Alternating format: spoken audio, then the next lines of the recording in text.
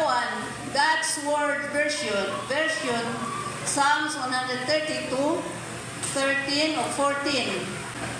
The Lord has chosen Zion. He wants it for His home. This will be my resting place forever. Here I will sit enthroned because I want Zion. Gipili sa Ginoo ang Zion kay buot siyang mupuyo dito. Gipili niya sa Ginoo ang Zion kay gusto siyang mupuyo.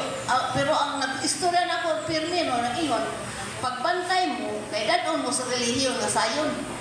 Basta dili lagi katugkad, kung makaka lang itag istorya. Pero kay di ako doon ipili sa Ginoo ang Zion, kay buot siyang mupuyo dito. Sa 14, nag-ingon, kini mao ang akong puloy-anan hangtod sa kanturan, gusto ko nga magpuyo dinhi. Puloy-anan dahil sa atong Ginoo, dili di ay kulto.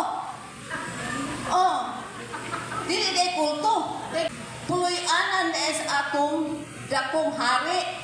Unya na pagilain sa 15, hatagan ko ang Zion sa tanan niyang gikinahanglan, busgon ko ang iyang mga kapus. Kamo, di mo gustuhan? Ako gusto ko, kay kapus ako. Hatagan sa Ginoo ang Zion sa tanan niyang gikinahanglan, busgon niya ang mga kapus, ang iyang mga kapus. Gusto ko, kay kapus ako. Magsige na tagsunog dito sa Ginoo, dili na itong muna na.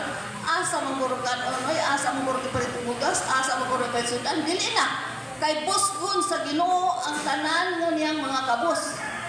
Unya sa 16 nag-ingon, ipasangyaw ko sa iyang mga pari nga ako muluwas ang iyang katawhan mag-awit o magsinggit sa kalipay.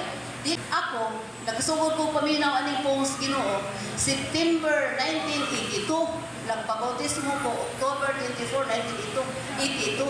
Gikan atong mga katuigan na wa abot ris pastor. Wa kita kadang mo kining pagtulunan sa Zion no langit. Niingon na lagi nga ipasangyaw niya sa mga pari. Ipasangyaw sa mga pastor. Ay daghan ang pastor nga atong nasugatan nga nagalain-lain ang abilidad. Pero bisag pa sa pagisgot lang ini nga sa Zion, wa gyud ko kabati. Kamo kabati mo? Ha? Wala sa di ay o parehata. Muna magpasalamat ako, nagpasalamat jud ko sa Ginoo. Bisag nagpasalamat sa akong pastor nga. Salamat sa Ginoo nga gipadpad kas hangin diri. Kay nahibaw mi sa iyang natugkad nga bahandi sa langit, nagbaam kita. Glory to God ang tanan na. Mayo di kay atong Dios. Kay wa kita kabati lagi nagsangyaw. Nga ani lagi pagtulunana. Okay, ari ko 133. Nag-ingon, Salmo 133, pagkaayo o pagkaanindot kung maghayo sa pagpuyo ang katawan, ingon nga mga igsoon.